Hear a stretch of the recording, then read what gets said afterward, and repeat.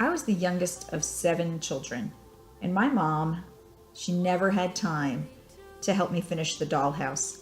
And as I'm creating these tiny little miniatures, I keep thinking about how we just never made the time to do these little projects that I wanted to do.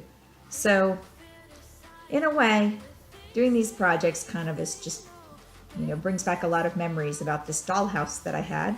It had a first floor level, and then it had a second floor level, and it had an attic. And I had put in a couple of vinyl tiles that were left over from our kitchen, in the kitchen part. And I'd never put up curtains or painted or did any of the stuff that I had planned to do. And the only thing we were able to do is once in a while I would be able to buy like a chair or something for it. But it just never got done, and then I grew out of it and hardly got played with. And those days, they get away from you. And now I'm 48 years old and my mom is 90. And there's no way that job's ever going to get done. The dollhouse is long gone. Years ago, I finally parted with the tiny furniture that was in the dollhouse, as I never did have a daughter to share all these things with. And if you watch some of my other videos, I talk about it, how I have a wonderful son, but I also wanted a daughter. So maybe some of you little girls who watch my videos, maybe you can just kind of imagine that I'm your mom helping you with these little projects. If your mom's not interested, I'll just be your surrogate mom for this project, and I'll just help you make some tiny spoons. Today it's about tiny spoons, and I have a number of other tiny projects that I have considered. By the way, the smaller you go, these projects are, the harder it is to actually work on them. I mean, these things are ridiculously tiny. Some of the most important things about the tiny projects is really the finishing touches. Is really shaping it like the object is in the real world. So I'm going to make this spoon look metallic when I'm finished, just because I think it's kind of a spoon you eat off in the kitchen. We don't often eat off with the wooden spoons. Normally we may cook with the wooden spoons or stir the lemonade with a wooden spoon, but we eat off the metal ones. So I'm going to paint it silver color. When you do these projects, I want you to be industrious. Most people don't have a Dremel tool, so just scrape away at the wood with whatever kind of a sharp thing you have. If you have to use a thumbtack, use a thumbtack. Just rub away at the wood until you get that bowl cut out. And if you don't have sandpaper, find a tiny rock. I mean, there are plenty of scratchy rocks outside that you could probably use to shape your wood.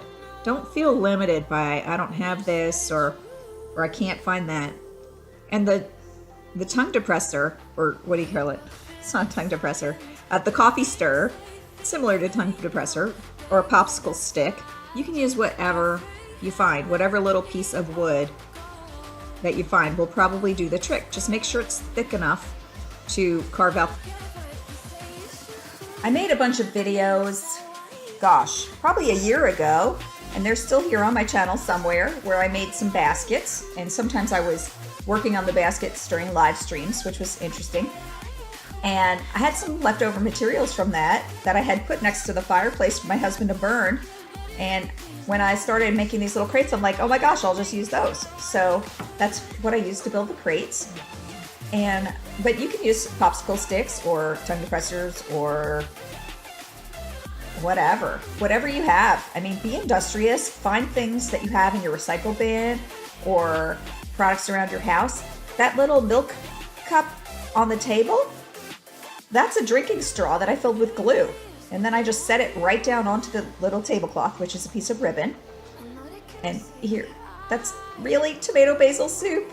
No kidding. I took tomato basil soup from the fridge and I put it in this tiny ceramic bowl. The bowl is a more complicated process, and you would have to have access to a pottery kiln to make a ceramic bowl. So that's what that is. And I will demonstrate that soon because I've come up with a technique for making dinner plates in the pottery kiln that look really cute. They are super small. And I use the insert from a makeup container, or not makeup, facial moisturizer container to build the plate on. It's so small, so cute. And the wine bottle is ceramic too, of course. And the bread is real and the cheese is real. And the napkin there for putting under the silverware, that's just a little strip of ribbon.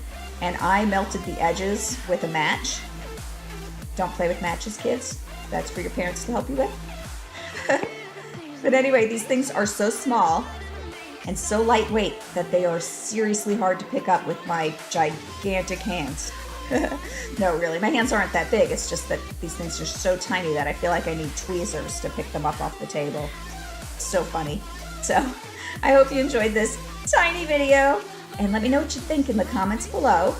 Please give me a thumbs up and subscribe, and do click on the bell so that you get notified when my next video comes out. Don't want you to miss it. It's going to be good. Whatever it is, it's going to be good. I'm not sure which one's next. Okay, bye. Have a great day.